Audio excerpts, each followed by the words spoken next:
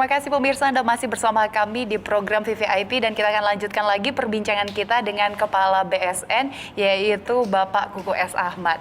Pak Kuku, kita tadi sudah berbicara tentang kriteria masker kain, ada 3 spesifikasi. Nah, untuk masker medis sendiri, apakah ada spesifikasi tersendiri berdasarkan pemikiran dari BSN? Ya, sebetulnya yang SNI masker dari kain yang kita buat itu apa istilahnya, pembedaan mutunya, kualitasnya lebih kepada tingkat kemampuan filtrasi ya, penyaringan baik bakteri maupun partikel.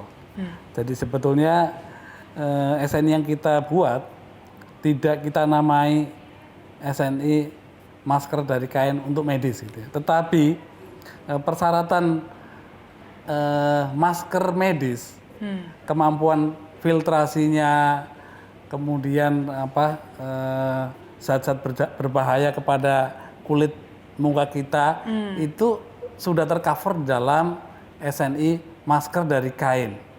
Jadi artinya sebetulnya hampir mirip sebenarnya. Tidak jauh berbeda Ya, antara masker kain ya, dan medis menurut spesifikasi BPN. Hanya level ininya ya Mbak ya, level kemampuan filtrasinya ya.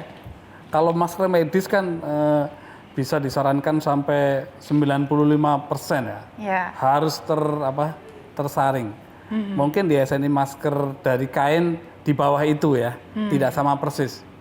Karena masker medis menghindari lonjakan itu tadi juga ya Pak, jadi supaya masyarakat bisa beralih ke masker kain. Nah, kalau untuk serangan global sendiri Pak, kita tahu bahwa banyak alat-alat kesehatan kita yang berasal dari luar. Nah, ini bagaimana untuk pengawasannya Pak? Apakah memang sudah semua diawasi oleh BSN, ini aman untuk masyarakat? Karena masyarakat itu tipenya mana yang murah dan bisa kita gunakan, masyarakat lebih tertarik dibandingkan yang sebenarnya sudah ada standarnya tapi harganya memang lebih mahal. Nah, ini bagaimana Pak?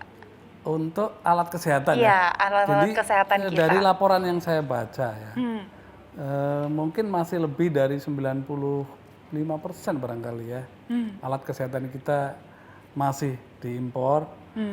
Tetapi walaupun diimpor, sebenarnya kan kita harus memastikan bahwa alat kesehatan itu aman untuk digunakan dan bisa berkinerja sesuai dengan yang diklaim di dalam labelnya lah. Nah, itu secara peraturan perundang-undangan menjadi tugas Kementerian Kesehatan. Karena tugas BSN sebenarnya yang utama menyusun SNI-nya, standarisasinya ya Pak. Kemudian mendorong penerapannya, kemudian menyiapkan lembaga sertifikasi laboratorium yang kompeten untuk menguji alat kesehatan tadi. Karena kan laboratoriumnya juga harus kompeten kan, tidak boleh main-main. Ya, beberapa waktu terakhir ini BSN juga Pak sempat diketahui untuk mendukung para UMKM itu menggratiskan pengurusan lisensi. Nah, ini bagaimana Pak? Ya, sebetulnya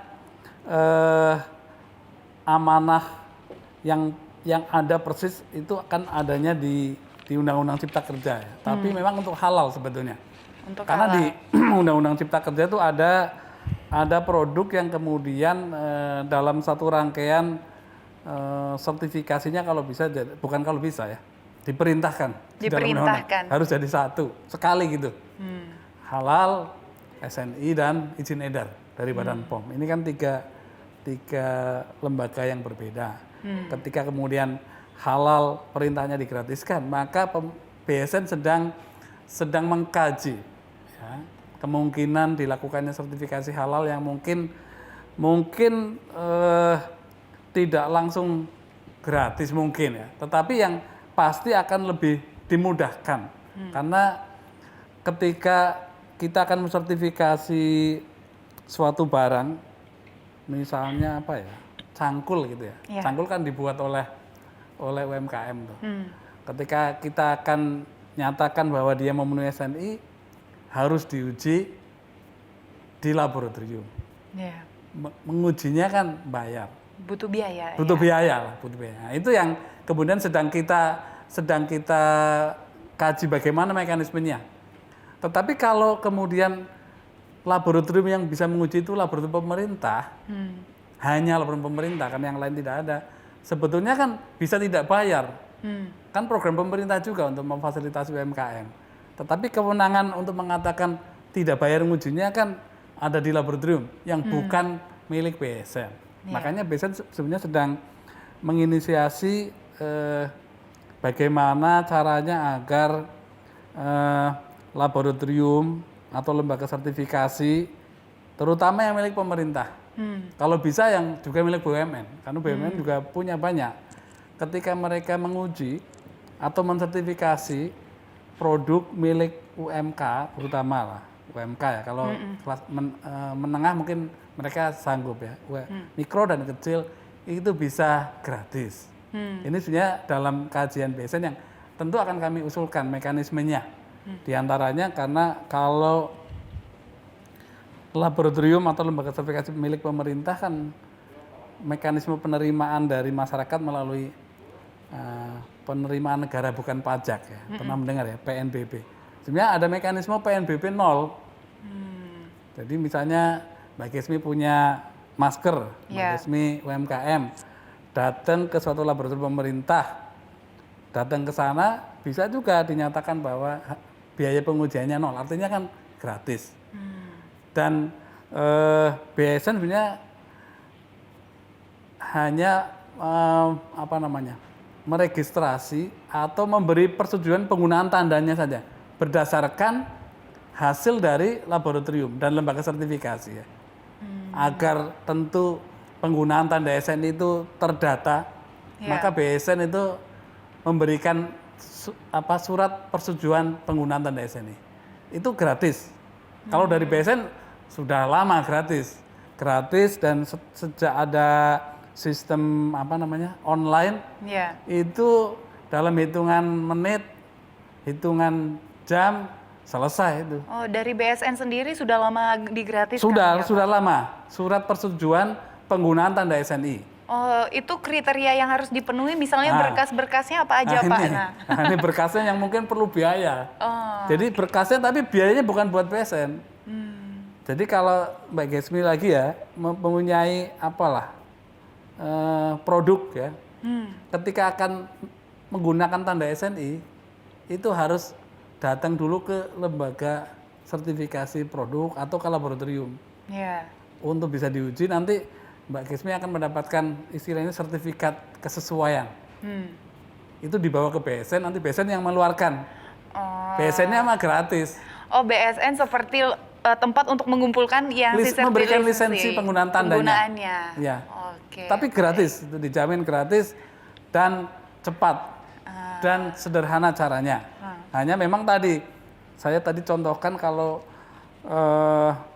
barang itu harus diuji, cangkul tadi diuji, kemudian ternyata ngujinya itu perlu biaya 1 juta gitu. Karena menggunakan bahan habis pakai gitu ya.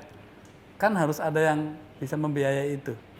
Harusnya pemerintah bisa membiayai itu melalui mekanisme tadi. Bagaimana sih Pak kalau kita memiliki produk? Nah, produk ini untuk dijual di level internasional. Nah, ini kan membutuhkan biaya yang cukup tinggi untuk mendapatkan si label SNI itu sendiri.